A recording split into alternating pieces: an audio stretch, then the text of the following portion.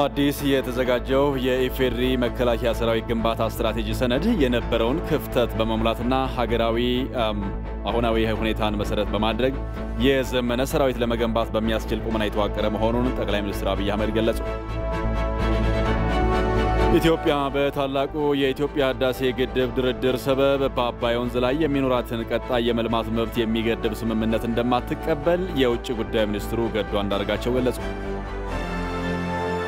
በኢትዮጵያ የተከሰተው ቀለበታማ የፀሐይ ግርዶሽ ሀገሪቱ ለጀመረችው ዘመናዊ ስነ ፈለክ ምርምር መነቃቃት እንደፈጠረ የዘርፉ ተመራማሪዎች ገለጹ።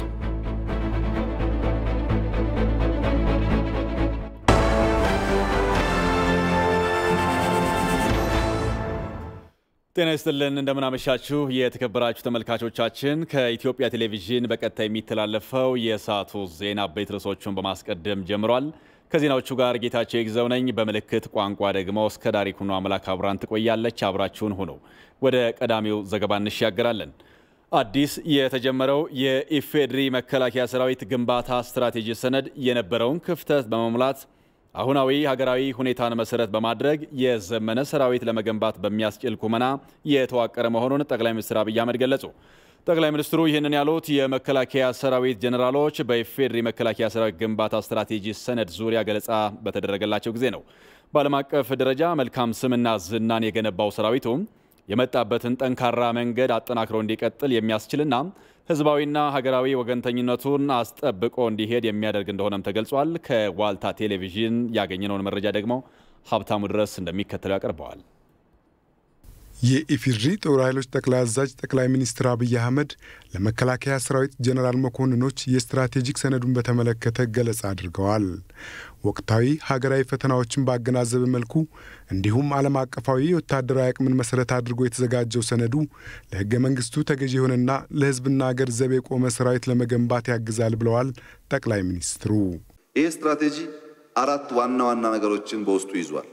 አንደኛ ነባራዊ ሁኔታ ዳሰሳ በዓለም በአህጉራችን በቀጠናችንና በሀገራችን ያለው ሁኔታ በተወሰነ ደረጃ ይዳሰሳል። ሁለተኛው ዓላማን ያነጥራል። ግልጥ ያለ ዓላማን ያነጠረ ይሄ ሚስጥራዊ ሰነድ አይደለም። ማንም ዜጋ ላይብራሪ ገብቶ ሊያነበው ይችላል። ዋይት ፔፐር፣ ፖሊሲ፣ ስትራቴጂ እናንተ ማየት ትችላላችሁ። ሶስተኛው ስልቶች መንደፍ ነው። ቀጥሎ ግቦች ናቸው። የነጠሩ ግቦች መቀመጥ አለባቸው። የሚለኩ ሲከወኑና ሳይከወኑ ሲቀሩ ምክንያታቸው መዘርዘር የሚያስችል ግቦች መቀመጥ አለባቸው። የካቲት ወር 2012 ዓመተ ምህረት ላይ የታተመው ረቂቅ ስትራቴጂክ ሰነዱ በሂደት እየዳበረ ሁሉም ዜጋ በቀላሉ እንዲረዳው እንዲያውቀውና በጊዜ ሂደት ከወቅቱ ጋር እየተናበበ እንዲሻሻል ተደርጎ የሚቀረጽ ሲሆን በአዲስ መልክ ለማዘጋጀት ያስፈልገው ሰራዊቱን ለማዘመን በማለም ነው ብለዋል። ሁላችሁም እንደምታውቁት የሰራዊት ግንባታ በአብዮታዊ ዲሞክራሲ የሚል ወይም ቀዩ መጽሐፍ እየተባለ የሚታወቅ ሰነድ ላለፉት ምናልባት 10 ምናምን ዓመታት መከላከያ ውስጥ ነበር። እስካሁን የነበረው ተቋም ምንም የግንባታ እሳቤና ዶክመንት ሳይኖረው የቆየ ነው ማለት አይደለም። ሰነድ ነበረው። በዚያ ሰነድ አማካኝነት ሲገነባ ቆይቷል። ሰነዱ የራሱ ጠንካራና ደካማ ጎኖች አሉት። ጠንካራ ጎኖቹን ይዘን ደካማ ጎኖቹን ካላረምን በቀጣይ የምንፈልገውን ነገር ለማሳካት ያስቸግራል።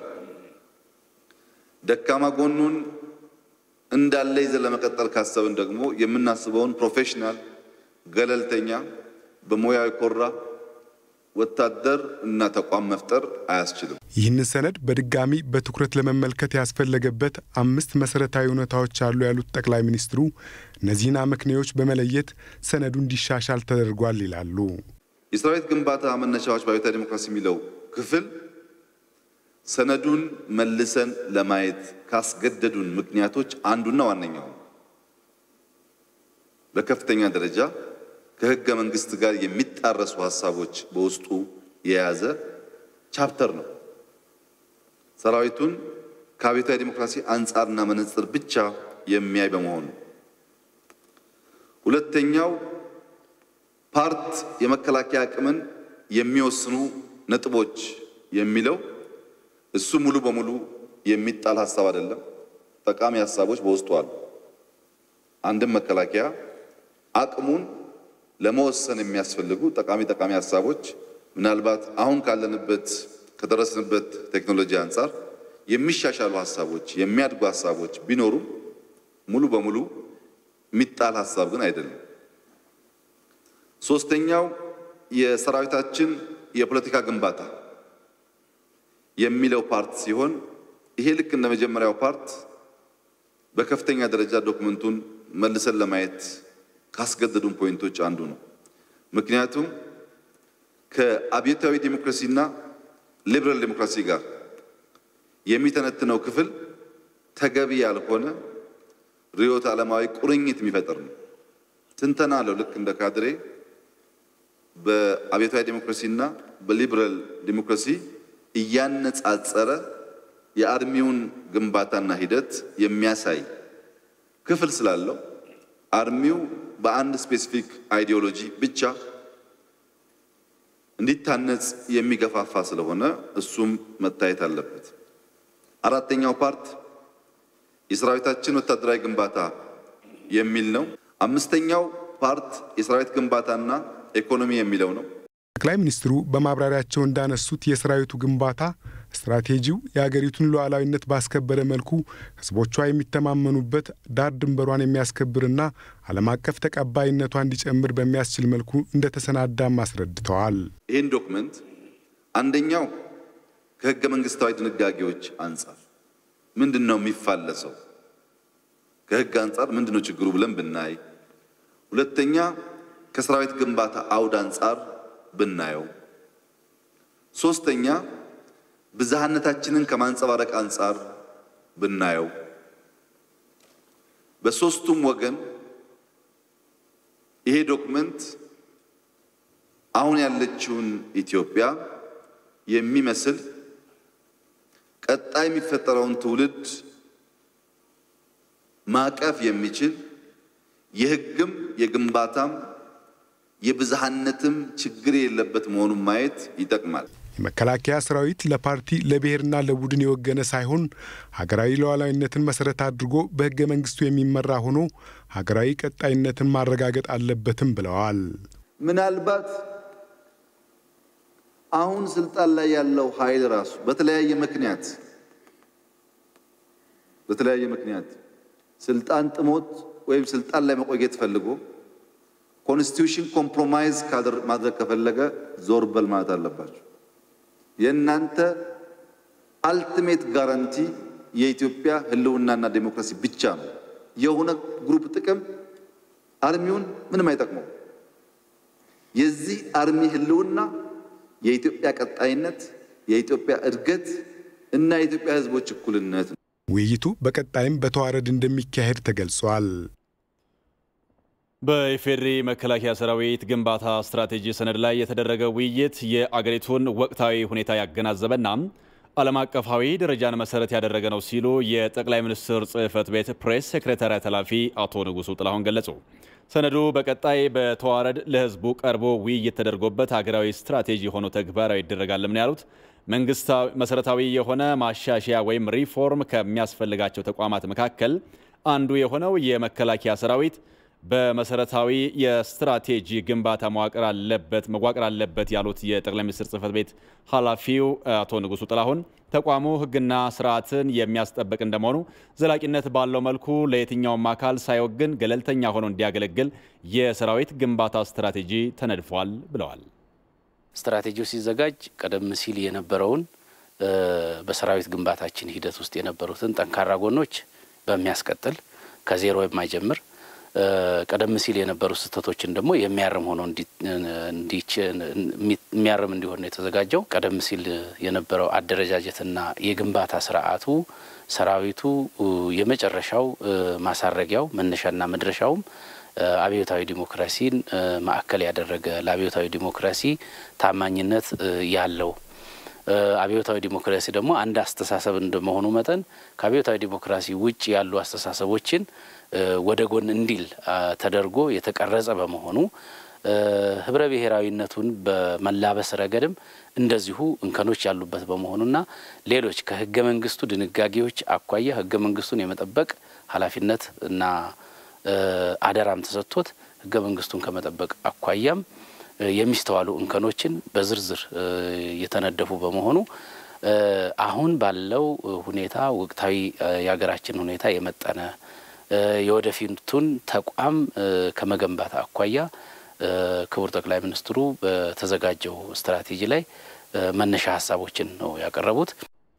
የሰራዊት ግንባታ ስትራቴጂው የተቀረጸው ከዚህ ቀደም የነበረውን መመሪያ ወቅቱ በሚፈልገው መልኩ ለማዘመን ታስቦ እንደሆነ የገለጹት ኃላፊው እንደ አዲስ ሁሉንም የሰራዊት አባላት የሚያቅፍና በዘላቂነት ለሀገር ግንባታ በሚውል መልኩ በተዋረድ ውይይት ይደረግበታል ያሉት አቶ ንጉሱ አክለውም ከሰራዊት አባላት በተጨማሪም ህዝቡም የመከላከያ ሰራዊት የሚገነባበትን መንገድ ማወቅ ስላለበት በሂደት ስትራቴጂው ይፋ ይደረጋል ብለዋል። ተቋሙ ለህዝብ ከህዝብና በህዝብ የሚገነባ መሆኑንም ህገ መንግስቱ ላይ ቆሞ የሚሰራ መሆኑንም የሚያሳይ ነው። ከዚያ አኳያ እንግዲህ ስትራቴጂውን ከዜሮ አለመጀመራችን ያለፉትን ስራዎቻችንን መልካም ጎኖች ማስቀጠላችንና እንከኖችን ደግሞ አርመን በዘለቄታው የምንገነባው ተቋም መሆኑን አተኩሮ የተሰጠ ነው። ይሄ በዝርዝር ወደ መሬት ሲወርድና ሲተገበር ደግሞ እንደዚሁ እየተሻሻለና እያደገ የሚሄድ ሰነድ ይሆናል ማለት ነው። ከዚህ ቀደም የነበረው የመከላከያ ሰራዊት በህብረ ብሔራዊነት ላይ እንከን የሚታይበት ነበር ያሉት አቶ ንጉሱ ጥላሁን አሁን የተቀረጸው የሰራዊት ግንባታ ስትራቴጂ ህገ መንግስትን የሚያስጠብቅና አሁን ያለውን ወቅታዊ ሁኔታ በሚመጥን መልኩ መሆኑን ተናግረዋል። ወደ ሌላ ዘገባ ስንሻገር ባለፉት 24 ሰዓታት ውስጥ በተደረገው 4457 የላቦራቶሪ ምርመራ 63 ሰዎች የኮሮና ቫይረስ ሲገኝባቸው የተጨማሪ 2 ሰዎች ህይወት አልፏል። ቫይረሱ በምርመራ የተገኘባቸው ሰዎች 42 ወንድና 21 ሴት ሲሆኑ የእድሜ ክልላቸውም ከ14 ዓመት እስከ 76 ዓመት ውስጥ ይገኛል። በዚህም በአጠቃላይ በኢትዮጵያ ቫይረሱ በምርመራ የተገኘባቸው ሰዎች ቁጥር 4532 ደርሷል። በዜግነት ሁሉም ኢትዮጵያውያን ሲሆኑ 31 ሰዎች ከአዲስ አበባ እንዲሁም ደግሞ 9 ሰዎች ከሶማሌ ክልል፣ 5 ከኦሮሚያ ክልል፣ 4 ሰዎች ከድሬዳዋ ከተማና ከአፋር ክልል ደግሞ 4 ሰዎች፣ 3 ሰዎች ከአማራ ክልል፣ 3 ሰዎች ከጋምቤላ ክልል፣ 2 ሰዎች ከደቡብ ክልል፣ 1 ከትግራይና 1 ከሐረሪ ክልል ናቸው ተብሏል። በዛሬው ዕለት እንግዲህ 2 ሰዎች ከኦሮሚያ ክልልና 1 ከአዲስ አበባ ከተማ ህይወታቸው ማለፉን ተከትሎ በኮሮና ቫይረስ ህይወታቸው ያለፈ ኢትዮጵያውያን ቁጥርም 74 ደርሷል። በሌላ መልኩ በትናንትናው ዕለት 91 ሰዎች እንዲሁም ደግሞ 67 ከአዲስ አበባና 16 ከሶማሌ ክልል 4 ከአማራ ክልል 2 ከቤንሻንጉል ጉሙዝ ክልልና 2 ከኦሮሚያ ክልል ያገገሙ ሲሆን በአጠቃላይ በኢትዮጵያ ከበሽታው ያገገሙ ሰዎች ቁጥርም 1213 ደርሷል። በአሁኑ ወቅት 32 ሰዎች በጽኑ ሕክምና ላይ እንደሚገኙም ታውቋል። በኢትዮጵያ በአጠቃላይ እስካሁን የተከናወነው የላቦራቶሪ ምርመራም 216318 መድረሱን የጤና ሚኒስቴር በዕለታዊ መግለጫው ላይ አስታውቋል። የኢትዮጵያ ጉብኝታቸው የተደሰቱበትና ትምህርት ያገኙበት እንደነበረ የሱዳን ሉዓላዊ የሽግግር ምክር ቤት ምክትል ፕሬዝዳንት መሐመድ ሐምዳን ደገሎ ተናገሩ። ጉብኝታቸውን አስመልክተው በካርቱም በሰጡት ጋዜጣዊ መግለጫ ላይ ለተደረገላቸው አቀባበል ጠቅላይ ሚኒስትር አብይ አህመድን ያመሰገኑት ምክትል ፕሬዝዳንቱ በዘርፈ ብዙ ጉዳዮች ላይ አመርቂ ውይይቶችን ማድረጋቸውንና የተለያዩ መሰረተ ልማቶችን መጎብኘታቸውን ገልጸዋል። በተለያዩ የድንበር ሰላምና ጸጥታ ጉዳዮች በሱዳንና ደቡብ ሱዳን በአብዬ ግዛት ችግሮች እንዲሁም በታላቁ የኢትዮጵያ ህዳሴ ግድብና በሌሎችም ጉዳዮች ዙሪያ ተወያይተው ስምምነት ላይ መድረሳቸውንም ገልጸዋል። በኢትዮጵያ እየተከናወኑ የሚገኙ በርካታ ፕሮጀክቶችን እንደጎበኙ የገለጹት ምክትል ፕሬዝዳንት መሐመድ ሐምዶክ በዚህም ለ2 ቀናት የነበራቸውን ጉብኝት ወደ 3 ቀናት ማራዘማቸውን አብራርተዋል። ኢትዮጵያ ትክክለኛውን የልማት አቅጣጫ የያዘች ሀገር እንደሆነች የገነባቻቸውን ትልልቅ መሰረተ ልማቶችን በጎበኙበት ወቅት መርዳታቸውንም ተናግረዋል። ሁለቱን ሀገራት በባቡር መሰረተ ልማት ለማገናኘት ስለተጀመረው ስራ ተወያይተናል ያሉት ምክትል ፕሬዝዳንቱም በኢኮኖሚው ዘርፍ ያሉ የካርቱም ሰዎችም ወደ ኢትዮጵያ ሄደው ያለውን ተጨባጭ ለውጥ ማየት አለባቸው ሲሉም ነው የተናገሩት። በቅርብ ጊዜ ባለሙያዎቻችንን ሰብሰብ አድርገን ስለ ጎበኘናቸው ነገሮች እንወያያለን ያሉ ሲሆን የሱዳን ወጣቶችም ልምድና ተሞክሮን እንዲቀስሙ ወደ ኢትዮጵያ እንዲመጡ እንደሚያደርጉም ተናግረዋል።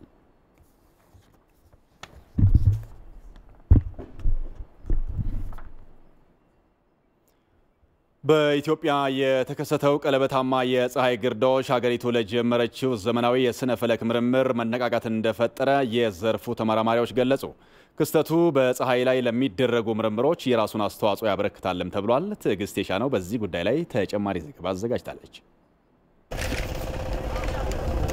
በስነ ህዋ ምርምር ውስጥ በተለይም የታዳጊ ሀገር ተመራማሪዎች በሚያካሂዷቸው ጥናቶች ውስጥ ተግባራዊ ዕውቀትን ለማግኘት ሲቸገሩ ይስተዋላሉ። ይህም የሚሆነው ተፈጥሯዊ ክስተቶችን መጠበቅ የግድ ስለሚልና የዘመኑ ቴክኖሎጂዎችም ስለሚያስፈልጉ ነው። በጽሁፎችና የምርምር ስራዎች ላይ የሚያውቁትን የፀሐይ ግርዶሽ መመልከታቸው ለሚሰሩት የስራ መስክ ተነሳሽነትን እንደፈጠረላቸው የስነ ፈለክ ተመራማሪዎች ይናገራሉ። ይሄን ብዙ ጊዜ ውጪ ላይ ነው ማየው፣ ኢትዮጵያ ውስጥ አይቼው አላቅም። ያው እንግዲህ ካደክ ጎልምሻለሁ አሁን እስካሁን ምንም አይነት ኢክሊፕስ አይቻላቅም እና ይሄ በዘመኔ በእኔ ባለሁበት ሰዓት በመምጣቱ እሱን በማሰብ ራሱ በጣም ትልቅ ደስተኛ ነኝ እና በተለይ ቀለበታማ ሪንጓዝ በምትሰራበት ሞመንት ያለችው ኢቨንት ለኔ በጣም ልዩ ስሜትና ትልቅ መነሳሳትን የፈጠረብኝ ሞመንት ነበር። በዚህ ቦታ ላይ አሁን የቆምንባት ቦታ ላይ ከዚህ በኋላ ከ400 ዓመት በኋላ ነው ምናየው። እኔ በጣም ነው ደስ ያለኝ። ከዚህ በፊት እንግዲህ ስለ ፀሐይ ግርዶሽ ስለ ጨረቃ ግርዶሽ ተምረናል። እኛም ለህብረተሰቡ እናወራለን፣ ግን በአይናችን አይተነው አናቅም። ዛሬ እንግዲህ ያው እድል ሆኖ በህብረተሰቡም አዌርነስ ተፈጥሮ ይህንን ክስተት በተሳካ ሁኔታ አይተናል። በኢትዮጵያ የዘመናዊ የስነ ፈለክ ዘርፉ ገና በጅምር ላይ ያለ ቢሆንም ክስተቱ እንደ ሀገር መነቃቃትን የፈጠረበት ነው ተብሏል። ብዙ ወጣቶች የሚነሳሱበት ወደዚህ ዘርፍ የሚመጡበትን ትልቅ ክስተት ነው የፈጠረልን። እንደዚሁም መንግስትም ሆነ እኛን የሚደግፉ ሀገሮች በተለየ ትኩረት ሰጠውት የነበረ ኢቨንት በመሆኑ ህብረተሰቡ ከዚህ በፊት ባልተለመደ ሁኔታ በጣም ነቅቶ ተግቶ የጠበቀውና የተከታተለው በመሆኑ ትልቅ የግንዛቤ መፍጠሪያ መድረክ ፈጥሮልናል። ከዚህ በኋላ አስትሮኖሚ ሲባል በቃ ቅንጦት ነገር አይነት የሚመስለው ነገር ይቀራል። ይሄ አንድ ትልቅ ለኛ ግብአት ነው። ክስተቱ በፀሐይ ዙሪያ ያልተመለሱ ብዙ ጥያቄዎችን ምላሽ ለመስጠት ጥሩ የምርምር አጋጣሚ እንደሚፈጥርም ተገልጿል። ከእሳት እየራቅን ስንሄድ ሙቀቱ እየቀነሰ ነው የሚሄደው። ፀሐይ ላይ ግን ተቃራኒ ነው። ውጫዊ ፓርቷ ከውስጣዊ ፓርቷ ይልቅ ሙቀቷ በጣም ኃይለኛ ነው። ይሄ ሁኔታ ደግሞ እስካሁን አልተመለሰም በሳይንሱ ዓለም ማለት ነው። እንደዚህ አይነት ምላሾች የሚያገኙት በእንደዚህ አይነት ክስተት ነው በፀሐይ ግርዶሽ። በእኛ ተቋም ያሉ የስፔስ ሳይንስ ተመራማሪዎች ትልቅ ጥናት ያደርጉበታል። አድርገውም ወደፊት እንግዲህ ለሳይንሱ ዓለም ትልቅ አስተዋጽኦ ያበረክታሉ ማለት ነው። በኢትዮጵያ ውስጥ በዘርፉ ላይ ምርምር የሚያደርጉ ባለሙያዎች ከግርዶሾቹ መካከል አንዱ የሆነውን ቀለበታማ የፀሐይ ግርዶሽ መመልከታቸው ለምርምር ስራቸው አጋዥ እንደሚሆንላቸው ይጠበቃል። በተመሳሳይ ዜና በላሊበላ የተከሰተውን ቀለበታማ የፀሐይ ግርዶሽ ለመመልከት ከተለያዩ የኢትዮጵያ አካባቢዎች የመጡ ታዳሚዎች የክስተቱ ተካፋይ በመሆናቸው የተለየ ስሜት እንደፈጠረባቸው ለኢቲቪ ተናግረዋል። አስተያየቶቹን ትዕግስት የሻነው እንደሚከተለው ታቀርበዋለች። ዛሬ ቀለበታማ የፀሐይ ግርዶሽ በማየቴ በጣም ደስተኛ ነኝ። እዚሁ ከትውልድ ቦታዬም እዚህ ታሪካዊ ቦታ ላይ በመከሰቱ ነገር ደስተኛ ነኝ እና ሳይሆን በጣም ደስ የሚል ስሜት ሰምቶኛል። ያው ሮቴሪያን ነኝ።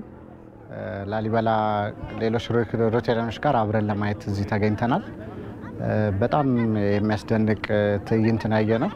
በተለይ ቀለበቷ ስትሞላ እስከዛሬ ድረስ ተፈጥሮ ብዙ ቦታ ሄዳለሁ፣ ትራቨል አረጋለሁ ያለው ግን እንደዚህ አይነት ስሜት የፈጠረብኝን ሞመንት አላስታውስም። እኔን ያው እንደዚሁ ሲወራ ምናምን ነው እንጂ ፊዚካሊ በአይኔ እንደዚህ አየዋለሁ የሚልም ዳውት ነበር መጀመሪያም፣ ግን which is true አገኘ ነው እና እሱ ስሜት ከባድ ነው በጣም ማለት ነው።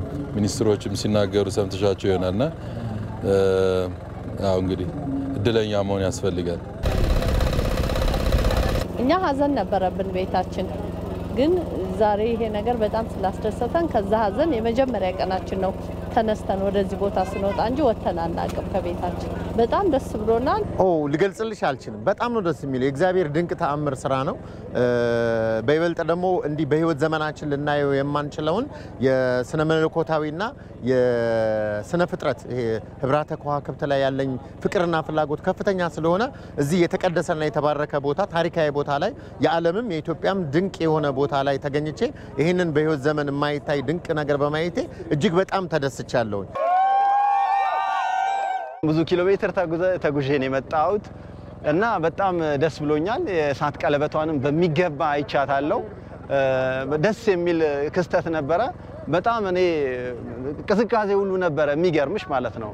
የነበረው ፀሐይ ጨልሞ ቅዝቃዜ ሁሉ ሲሰማኝ ነበረ እና እንደውም አንዳንድ ሰዎች እንደውም የሌሊት ወፎችን ሁሉ እስከማየት ድረስ የደረሱም አሉ። በጣም በሚገርም ሁኔታ ነው በቃ ስከታተል የነበረው። በጣም ደስ ብሎኛል። በሌላ ዜና በኢትዮጵያ በተለይም በላሊበላ የታየው ቀለበታዊ የፀሐይ ግርዶሽ አሁን ላለው ትውልድ የመጀመሪያው ክስተት መሆኑን የኢኖቬሽንና ቴክኖሎጂ ሚኒስቴር ገለጸም።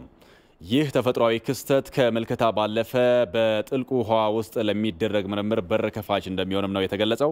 በላሊበላ ቀለበታዊ የፀሐይ ግርዶሽን ለመመልከት የተገኙት የኢኖቬሽንና ቴክኖሎጂ ሚኒስትር ዴታው አቶ ሲሳይ ቶላ በህዋ ዘርፍ ኢትዮጵያ ተጠቃሚ እንድትሆን መሰረት መንግስት በትኩረት እየሰራ መሆኑን ተናግረዋል። በአስትሮኖሚና ስፔስ ዘርፍ ብዙ ስራዎች እየተሰሩ ስለመሆኑም ተናግረዋል። በሀገራችን ከምዕራብ አንስቶ እስከ ሰሜን ምስራቅ የሀገራችን ክፍሎች የሚታየው ቀለበታማ ግርዶሽ በጣም ጎልቶ የሚታይባቸው በመሆኑ እንግዶች ሁኔታውን ለመመልከት ወደዚህ አካባቢዎች ተንቀሳቅሷል የሚል እምነት አለኝ። ይህም በእኛ በኩል እንደ አንድ የቱሪዝም ግብዓት የሚታይና አካባቢን ለመጎብኘት መልካም ዕድል የሚፈጥር ሲሆን በዚህ ወቅት ተጓዦች በኮሮና ወረርሽኝ ምክንያት ቢገቱም ከዚህ በሽታ ማለፍ ማግስት ጀምሮ የሀገራችን ህዝቦች ራሳቸውን ለጉብኝት እንዲያዘጋጁና ሀገራቸውን እንዲያውቁ እንዲያደንቁ ቱሪዝምንም እንዲያነቃቁ በዚሁ አጋጣሚ ቀጠሮ እንዲይዙ ጥሬን ለማስተላለፍ እፈልጋለሁ። የባህልና ቱሪዝም ሚኒስትሯ ዶክተር ሂሩት ካሳው በዚሁ ክስተት ላይ ተገኝተው ያስተላለፉትን መልእክት ነበር የተከታተልነው። ሪፖርተራችን ጌቱ ላቀው እንደዘገበው እንግዲህ ይህ ተፈጥሯዊ ክስተትን ለመመልከት ከብዙ ሀገራት ቱሪስቶች ይመጡ የነበረ ቢሆንም በኮሮና ምክንያት የፀሐይ ግርዶሽን ብዙዎቹ መመልከት እንዳልቻሉ ተነግሯል። የኢኖቬሽንና ቴክኖሎጂ ሚኒስትር ዴታውም በዚሁ ጉዳይ ላይ የሰጡት መረጃ አለ። በአስትሮኖሚና ስፔስ ሳይንስ መስክ ተመጣጣኝ ትኩረት በመስጠት ዘርፉ ጠንካራ መሰረት ላይ እንዲገነባና ሀገራችን የቴክኖሎጂ ተጠቃሚ ብቻ ሳትሆን አዳዲስ የስፔስ ቴክኖሎጂዎችን በማመንጨት ረገድም የራሷ አበርክቶ እንዲኖራት በሰው ኃይል ልማቱም በመሰረተ ልማቱም ተመሳሳይ ሰፊ ጥረቶች እየተደረጉ ይገኛሉ። ዛሬ ላይ ሀገራችን በጥልቁ ህዋ ውስጥ ያለውን ሳይንሳዊ እውነት ለመመርመርና የተፈጥሮ ሚስጥር ለመረዳት የሚተጉ ወጣት ኢትዮጵያውያን አስትሮፊዚስቶችና የስፔስ ሳይንቲስቶች እያፈራች ትገኛለች።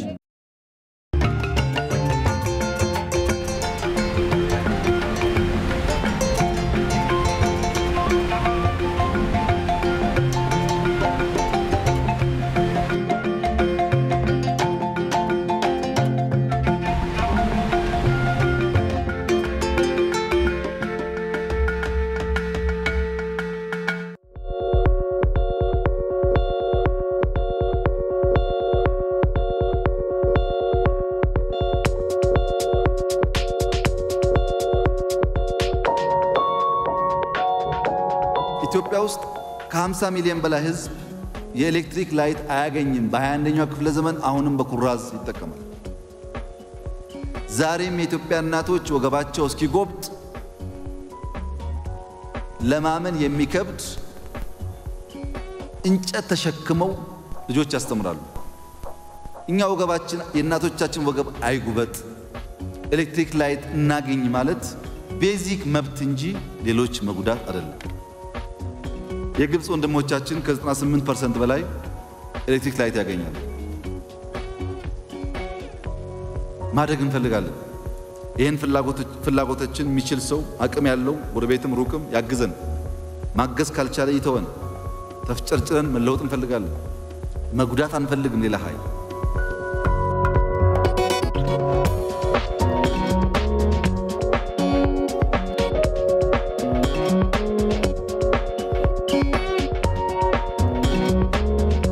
የተፈጥሮ ሀብት እንጠብቅ። በ4 ዓመት 20 ቢሊዮን ዛፍ እንትከል። እንደዚህ ያለ በዓለም ውስጥ አንድም ሀገር የለም። ህዝባችን ነው በነፃ እየወጣ የሚተክለው። ካልተከልን ህዳሴ ይደርቃል። ዝናብ ከሌለ ህዳሴ የለም። የህዳሴ ዋናው ምንጭ ዝናብ ነው። እሱ ደግሞ በአካባቢ ጥበቃ የሚረጋገጥ ነው። ልባም ጎረቤቶች ካሉን ዛፍ መትከል ላይ እኛም ማገዝ አለባቸው። አካባቢን ጠብቅ፣ ከተፈጥሮ እንጠቀም፣ ወንድሞቻችን አንጉዳ፣ ሌብነት እንቀንስ፣ የሰው ዕውቀት ጉልበት እንጠቀም፣ እንደግ ነው ያለው።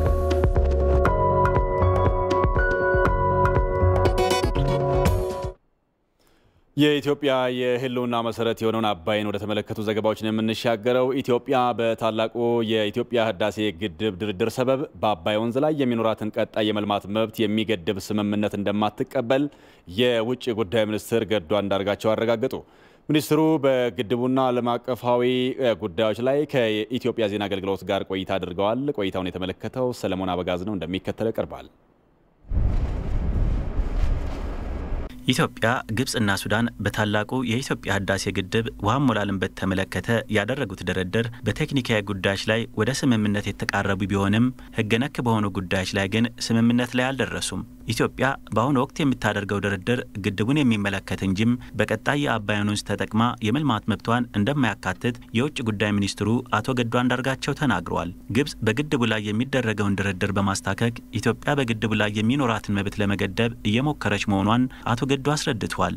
በቀጣይ ኢትዮጵያ ከግድቡ በላይ ለምታካሄዳቸው ልማቶች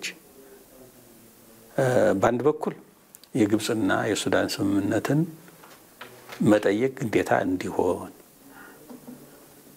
በሁለተኛ ደረጃ ደግሞ ግድቡ በተለያየ ምክንያት የድርቅ ቢያጋጥም ወይም ደግሞ ከላይ ልማት ተካሂዶ ውሃው ቢቀንስ ለዛ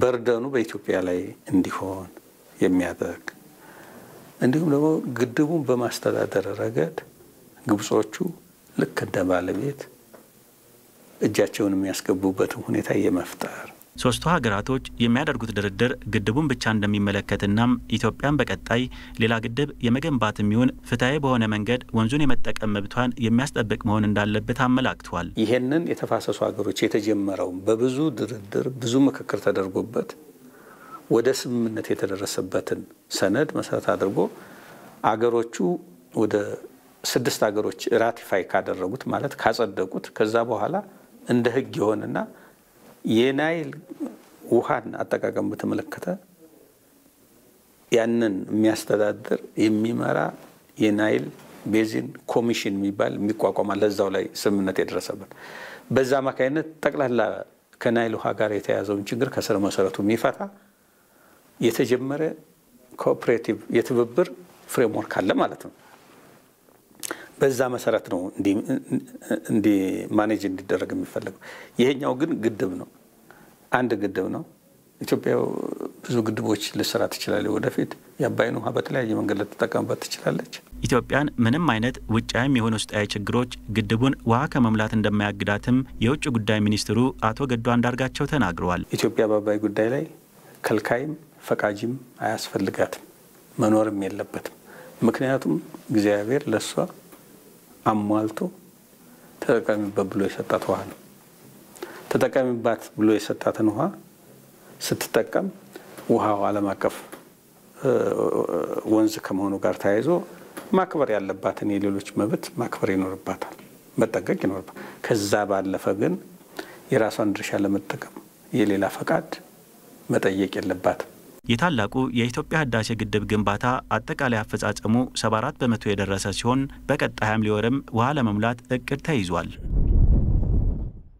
ግብጽ ኢትዮጵያ በአባይ ወንዝ ላይ የገነባች ባለው ታላቁ የህዳሴ ግድብ ዙሪያ ያለውን አለመግባባት በዲፕሎማሲያዊ መንገድ እንዲፈታ የምትፈልግ መሆኑን ፕሬዝዳንት አብዱል ፈታህ አልሲሲ አስታወቁ። ካይሮ ጉዳዩን ወደ ኒውዮርክ ለመውሰድ የወሰነችው ፖለቲካዊና ዲፕሎማሲያዊ ሂደትን እስከ መጨረሻው ለመጠቀም በማሰብ እንደሆነና ሀገራቸው በግድቡ ዙሪያ መግባባት ላይ ለመድረስ ፍላጎት እንዳላት ፕሬዝዳንቱ ተናግረዋል። አቤል ሙሉጌታ ተመልክቶታል። ግብጽ ኢትዮጵያ በአባይ ወንዝ ላይ እየገነባች ባለው ታላቁ የኢትዮጵያ ህዳሴ ግድብ ዙሪያ ያለውን አለመግባባት በዲፕሎማሲያዊ መንገድ እንዲፈታ የምትፈልግ መሆኑን ፕሬዝዳንት አብዱል ፈታህ አልሲሲ አስታውቀዋል። ግብጽ በውሃ ሚኒስትሮች ደረጃ ሲካሄድ የነበረውን ድርድር በማቋረጥ ጉዳዩን ወደ ተባበሩት መንግስታት ድርጅት የጸጥታው ምክር ቤት እንደምትወስድም ስትገልጽ ነበር። ፕሬዝዳንት አልሲሲ ግን ካይሮ ይህንን የምታደርገው የዲፕሎማሲያዊ ሂደቱን ለመጠቀም በማሰብ ነው ብለዋል። ፕሬዝዳንት አብዱል ፈታህ አልሲሲ ሀገራቸው በግድቡ ዙሪያ ያለውን አለመግባባት ለመፍታት ዲፕሎማሲያዊ ሂደትን ለመጠቀም ግብጽ ቁርጠኛ ናት ሲሉ መናገራቸውን ሪዮተርስ በዘገባው አስፍሯል። ካይሮ ጉዳዩን ባለፈው አርብ ዕለት ወደ ኒውዮርክ ለመውሰድ የወሰነችውም ፖለቲካዊና ዲፕሎማሲያዊ ሂደትን እስከ መጨረሻው ለመጠቀም በማሰብ ስለመሆኑና እንዲሁም ፕሬዝዳንቱ ሀገራቸው በግድቡ ዙሪያ መግባባት ላይ ለመድረስ ፍላጎት እንዳላትም መሆኑንም ተናግረዋል። ግብጽ ትናንት በፕሬዝዳንቷ በኩል ጦሯን ለማንኛውም ግዳጅ ዝግጁ እንዲሆን ማዘዛቸው ይሄም ከጎረቤት ሀገሯ ሊቢያ በኩል ከተፈጠረው ቀውስ ጋር የተገናኘ መሆኑም ተገልጿል። በቱርክ የሚደገፈውና በተባበሩት መንግስታት እውቅና ያለው የፋይዘል አልሳራጅ መንግስት ጦር በሚሰነዝርበት ጥቃት ግብጽ የምትደግፈው የካሊፋ ሀፍታር ጦር ክፉኛ እያፈገፈገ ከመሆኑ ጋር በቀጥታ የተያያዘ ነው ተብሏል። ይሁንና ከግድቡ ጋር በተያያዘም ቢሆን ግብጽ የኃይል እርምጃ እስከመውሰድ እንደምትደርስ በተደጋጋሚ ስትናገር የነበረ ቢሆንም አሁን ግብጽ በግድቡ ዙሪያ ዲፕሎማሲን አስቀድም ያለ የማለቷ ምክንያት ምናልባትም በሊቢያ ፖለቲካ ከቱርክ ጋር የገባችው ሰጣ ገባ ሊሆን እንደሚችልም ይገመታል። ይሁንና በኢትዮጵያ በኩል ስምምነት ተደረሰም አልተደረሰም የመጀመሪያው ሙሌት በእቅድ መሰረት እንደሚከናወንም ተገልጿል። ጠቅላይ ሚኒስትር አብይ አህመድ ለህዝብ ተወካዮች ምክር ቤት አባላት እንደገለጹት ኢትዮጵያ የመልማት መብቷን ተጠቅማ ግድቡን ከመገንባት የሚያግዳት ኃይል እንደሌለ መግለጻቸውም ይታወሳል። ግብጽ ግድቡ ከአባይ ወንዝ የምታገኘው ውሃ መጠን ይቀንስብኛል፣ ይሄም ኢኮኖሚያዊ፣ ፖለቲካዊና ማህበራዊ ቀውስ ያስከትልብኛል የሚል እምነት ሲኖራት፣ ኢትዮጵያ ደግሞ ግብጽና ሱዳን ላይ ጉልህ ጉዳት በማያደርስ መልኩ የተፈጥሮ ሀብቴን እጠቀማለሁ የሚል ጽኑ አቋምም አላት። ኢትዮጵያ በታላቁ የኢትዮጵያ ህዳሴ ግድብ ድርድር ሰበብ በአባይ ወንዝ ላይ የሚኖራትን ቀጣይ የመልማት መብት የሚገድብ ስምምነት እስከመቼውም ቢሆን እንደማትቀበል በውጭ ጉዳይ ሚኒስትሯ ገዱ አንዳርጋቸው በኩልም አስታውቃለች። በሌላ በኩል ኢትዮጵያ ከአረብ ዓለም ጋር ያላትን የቆየ ወዳጅነትና አጋርነት የበለጠ አጠናክራ ልትቀጥል እንደሚገባ የታሪክ ተመራማሪዎች ተናግረዋል። የታላቁ የኢትዮጵያ ህዳሴ ግድብ ግንባታን በተመለከተ ኢትዮጵያ ለአረብ ዓለም የበለጠ ማስረዳትና ግንዛቤ መፍጠር አለባትም ተብሏል። ዮሐንስ ፍስሐ ኢትዮጵያ ከአረብ ዓለም ሀገራት ጋር ዘመን የተሻገረ ወዳጅነትና አጋርነት እንዳላት የተለያዩ የታሪክ ድርሳናት ያወሳሉ። አረቡ ዓለምና ኢትዮጵያ ሼህ መሐመድ ሐመዲን በኢትዮ አረብ ሁሉን አቀፍ ግንኙነት ላይ ጥናትና ምርምር ያደረጉ የታሪክ ተመራማሪና እጩ ዶክተር ናቸው። ኢትዮጵያ በአረቡ ዓለም ያላት ስምና ተቀባይነት ላቅ ያለ ስለመሆኑም ነው እኚህ የታሪክ ተመራማሪ የሚገልጹት። አረቦች በተለይ ከደቡብ አረቢያ ብዙ የፖለቲካ ግጭቶች እንዲሁ ድርቅ ምናምን የተለያዩ ምክንያቶች ሲፈጠሩ ቅርቧ አገር ሀበሻ ናትና ባህርን ተሻግረው ወደዚህ ነበር የሚመጡት። ሲመጡ ደግሞ ያለው ማህበረሰብ በወንድማማችነትና በአክብሮት ተቀብሎ አገሬ ያድርጓቸው በጋብቻና በተለያየ ነገር ተሳስረው እዚሁ የሀበሻ አካል ሆነው የቀሩ ሴማውያን ብዙ ናቸው። ለሀበሻ ለአረቦቹ የክፉ ቀን መሸሻናት ማለት ነው። በርግጥ ይህ የኢትዮ አረብ የቆየ ወዳጅነት ግብጽ የአባይን ውሃ በሚመለከት ከራሷ ግላዊ ጥቅም አንጻር የኢትዮጵያን ገጽታ በአረቡ ዓለም ዘንድ በተሳሳተና በተዛባ መልኩ ስሟን ለማጠልሸት ስትሞክር በተደጋጋሚ ይታያል። ይህ የግብጽ የተሳሳተ ስም የማጥፋት እንቅስቃሴ ግን ዘመናት የተሻገረውን የኢትዮ አረብ ወዳጅነት ሊሽረው እንዳልቻለ ነው የቀድሞ በየመን የኢትዮጵያ አምባሳደር የሆኑት ቶፊቅ አብዱላሂ የሚገልጹት። 1992-93 በእኛ አቆጣጠር ማለት ነው እዚህ የአረብ ሊጎች አምባሳደር አለ እና እሱ አንድ ስብሰባ ላይ ሲናገር የሰማሁት እኔው ከሞሪታኒያ ነኝ አለ። እናቴ ገጠር ነው የምትኖረው። አረብ ሊግን ወኪዬ አምባሳደር ኢትዮጵያ ውስጥ ለመሆን ስለሚሄድ ልስተናበታት ሲሄድ ወዴት ነው የምትሄደው አለችኝ። ኢትዮጵያ። ሀበሽ? አዎ ሀበሽ። አንድ ነገር ለምንሃለው አለችኝ አለ። የሃይማኖት ሰው ነች እና እዛ ስትሄድ ነጃሺ ሄደ 2 ረካ ጸሎት አድርግልኝ፣ ምክንያቱም ይሄ ቅዱስ ቦታ እስላሞች በተቸገርንበት ጊዜ የጎናችን የቆሙ መዳረሻ ስለሆነ ሄደ ጸሎት አድርስልኝ ብላኛለችና ከማንኛችንም ከአረብ አገሮች ለእስልምና ከኢትዮጵያ በላይ ውለታ ያዋለ የለም። ዘመናትን የዘለቀው የኢትዮጵያና የአረብ ዓለም ወዳጅነት ይበልጥ የተጠናከረ እንዲሆንና የአረብ ሀገራት የታላቁ የኢትዮጵያ ህዳሴ ግድብ ሁሉንም የተፋሰሱ ሀገራት በጋራ የሚጠቅም ፕሮጀክት መሆኑን የበለጠ እንዲገነዘቡ ግን ዘላቂ የሆነ የዲፕሎማሲ ስራ ይጠይቃል ይላሉ ባለሙያዎች። ሃይድሮ ዲፕሎማሲ ማለት ምንድነው? ፐርሲስተንትሊ ኮንሲስተንትሊ ኦልዌይስ አዲስ ክስተቶችንም እያጠና ፖሊሲ ወዲያውኑ ፎርም እያደረግ ስታብሊሽ እያደረግ ፕሮአክቲቭሊ መጓዝ ማለት ነው። መጓዝ አለበት። ትምህርት ተቋማትም ሪሰርች ማዕከሎችም እንዱ ለዚሁም ደግሞ የኢትዮ አረብ ግንኙነትን የሚያጠና ማዕከል ተቋቁሞ ሊሆን ይችላል። በደንብ ራሳችንን መግለጽ መቻል አለብን። ከምንም በላይ ግን ኢትዮጵያ ከምትሰራቸው ዓለም አቀፍ የዲፕሎማሲ ስራዎች በተጓዳኝ ያለምንም ቅድመ ሁኔታ በቅርቡ የሚጀመረውን የግድቡ ውሃ ሙሌት ጨምሮ የመጨረሻ ምዕራፍ ላይ የደረሰውን የግድቡ ግንባታ በተሳለጠ አካሄድ በማከናወን ግንባታውን በተያዘለት ጊዜ እንዲጠናቀቅ ማድረግ የሁሉንም ርብርብ ይጠይቃል ተብሏል። የአሜሪካ ብሔራዊ ደህንነት ምክር ቤት ያወጣው መግለጫ ከተሳሳተ አመለካከት የተነሳና አድሏዊነት የታየበት ነው ሲሉ ኢዜአ ያነጋገራቸው የታሪክ ምሁራን አስታወቁ። ሱዳን በህዳሴው ግድብ ዙሪያ እያሳየች ያለው አቋምም መሬት የረገጠ አይደለም ብለዋል። የአርባ ምንጭ ዩኒቨርሲቲ የታሪክ ትምህርት ክፍል ረዳት ፕሮፌሰር ሰይድ አህመድ መግለጫው የአሜሪካን መንግስት አቋም ይወክላል ብለው እንደማያምኑ ገልጸው የተነሳው ሀሳብ ከተሳሳተ አመለካከት የመነጨ መሆኑን ተናግረዋል። የጅማ ዩኒቨርሲቲ የታሪክ መምህርና ተመራማሪ የሆኑት ዶክተር ኪተቦ አብዲዮም በበኩላቸው የአሜሪካ ብሔራዊ ደህንነት ምክር ቤት መግለጫም በአንድ ጉዳይ ላይ ያላትን የተሳሳተ ድርብ አመለካከት የሚያሳይ እንደሆነ ገልጸዋል።